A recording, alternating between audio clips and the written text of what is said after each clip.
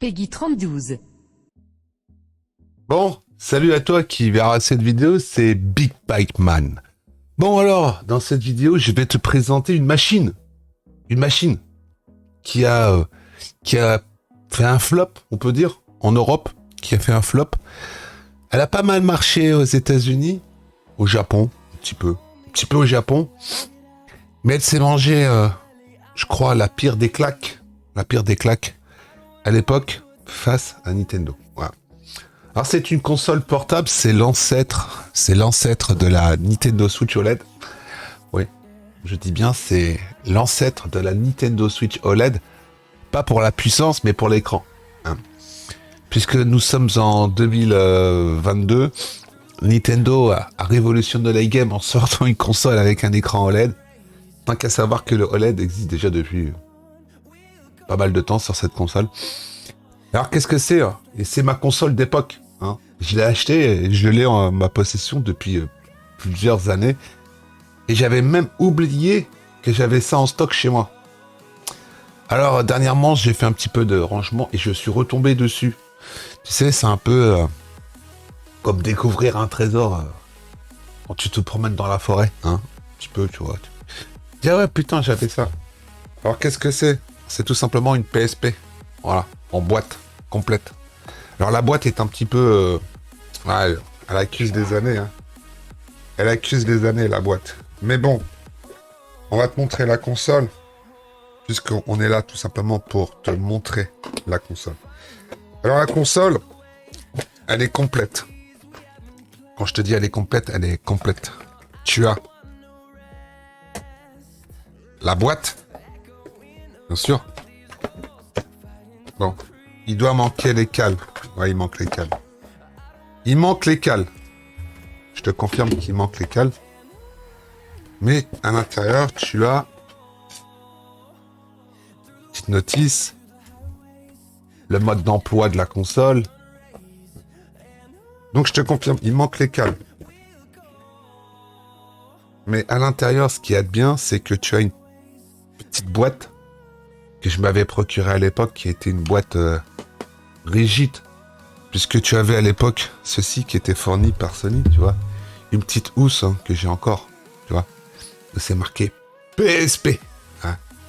Je me suis jamais servi puisque mettre une console là-dedans, si ça tombe, tu la fous à la poubelle ta console, donc tu as bien sûr les câbles, puisque j'avais aussi un câble qui était fourni avec pour brancher sur le allume-cigare. Donc, c'est-à-dire que tu pouvais recharger ta console quand tu partais en vacances.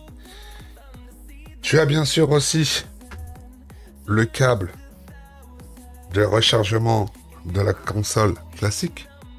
Hein. Et puis, bien sûr, tu as aussi quelques petites boîtes. Parce que pour les gens qui n'ont pas connu, c'est qu'à l'époque, c'était pas des cartouches ou quoi que ce soit. C'était tout simplement des UMD.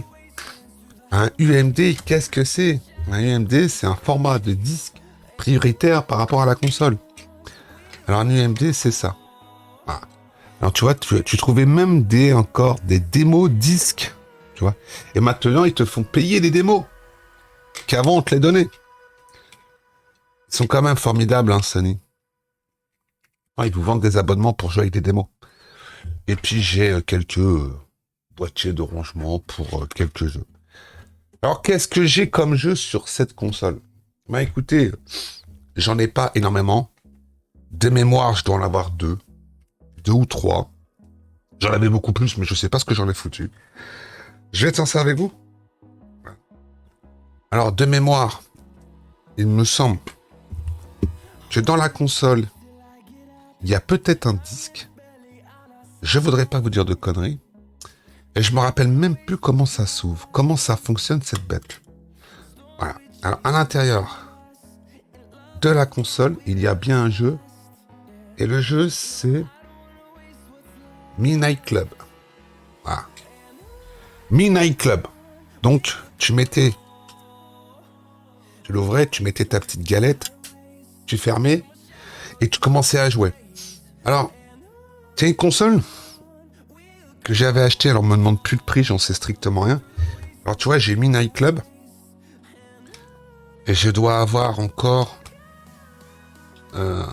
j'ai Metal Gear Acid. Metal Gear Acid, ouais. Et j'ai Medieval Resurrection. Voilà les jeux que j'ai en UMD. Voilà, et bien sûr la console. Alors éventuellement, je peux te montrer l'état de la console. Tu vas pouvoir t'apercevoir que sur la console, tu vas me dire, il y a un problème. Non, il y a un film, tout simplement protecteur, qui est sur la console. Que j'ai posé à l'époque et que je n'ai jamais enlevé, puisque je ne voulais pas du tout abîmer cette console. Mais tu peux regarder l'état, hein, qui est quand même assez potable. On peut même dire qu'elle est très très belle, très très clean. Elle a jamais tombé, elle a jamais eu un star ou quoi que ce soit. Alors je sais même plus si à l'intérieur j'ai une carte SD. Je ne saurais te dire. Alors ça c'est une console que tu peux hacker maintenant très très facilement, mais à l'époque il fallait que tu restes sur le firmware 1.5 il me semble de mémoire. Et il y a eu tellement de PSP qui sont sortis, des modèles, t'en as eu, je sais plus combien, sans te mentir. T'en as eu plusieurs. Et ça, tu as même... ça, c'est autre chose, ça. Voilà. Donc, c'était une console que je voulais te montrer depuis déjà un certain temps. Voilà, une petite PSP, hein, qui paye pas de mine. J'ai que 3 jeux. Voilà. Bon, allez, je te laisse là, et je te dis à plus dans le bus.